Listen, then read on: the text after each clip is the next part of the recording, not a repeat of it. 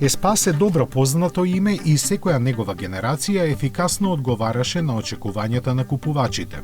Затоа е и очигледен изборот на Рено така да биде означен новиот модел.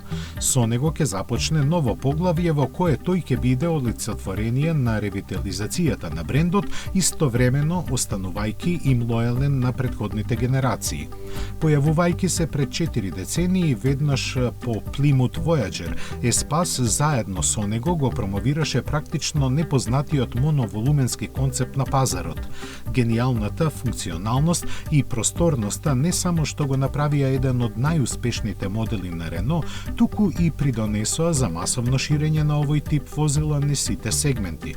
Лавината модели што следеа оставија длабоки траги во европската автомобилска индустрија, дефинирајќи еден подолг период во кој практичноста беше поважна од статусниот символ. Основата за се стигна од инженерите на Матра, кои го развија за PSA групата, но кој знае од кои причини тие не го прифатија проектот кој потоа беше понуден на Рено.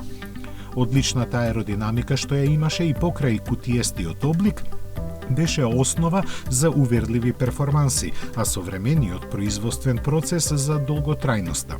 Секоја генерација што следеше наново се позиционираше како автомобил на своето време, а така ќе биде и сега, кога ќе се пресали во популарниот сегмент на спортско корисни возила.